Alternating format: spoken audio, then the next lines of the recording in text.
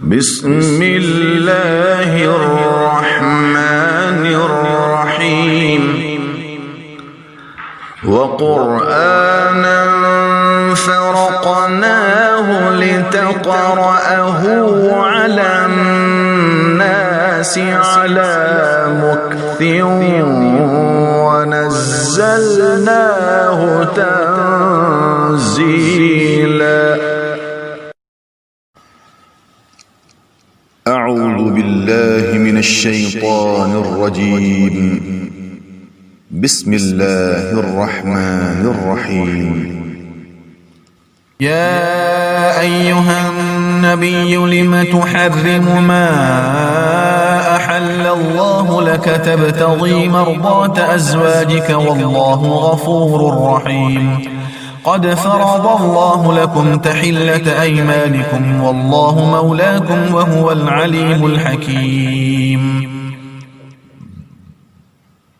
وإذ أسر النبي إلى بعض أزواجه حديثا فلما نبأت به وأظهره الله عليه عرف بعضه وأعرض عن بعض.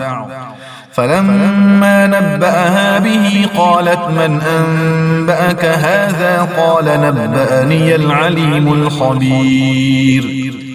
إن تتوبا إلى الله فقد صغت قلوبكما وإن تظاهرا عليه فإن الله هو مولاه وجبريل وصالح المؤمنين والملائكة بعد ذلك ظهير. عسى ربه إن طلقكن أن يبدله أزواجا خيرا منكن مسلمات مؤمنات قانتات تائبات عابدات سائحات ثيبات وأبكارا.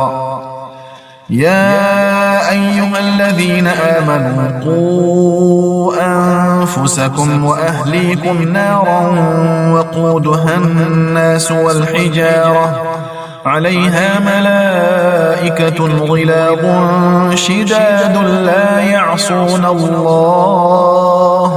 لا يعصون الله ما أمرهم ويفعلون ما يؤمرون. يا أيها الذين كفروا لا تعتذروا اليوم إنما تجزون ما كنتم تعملون.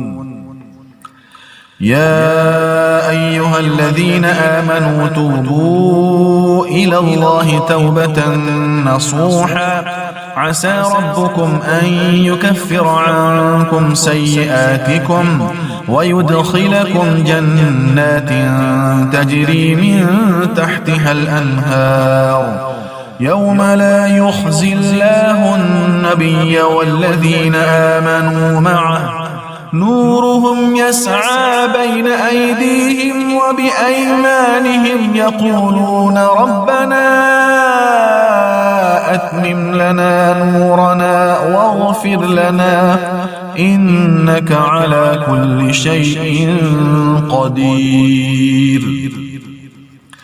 يا أيها النبي جاهد الكفار والمنافقين واغلظ عليهم ومأواهم جهنم وبئس المصير. ضرب الله مثلا للذين كفروا امرأة نوح وامرأة لوط كانتا تحت عبدين من عبادنا صالحين فخانتاهما فلم يغنيا عنهما من الله شيئا وقيل ادخلا النار مع الداخلين. وضرب الله مثلا للذين آمنوا امرأة فرعون إذ قالت رب ابن لي عندك بيتا في الجنة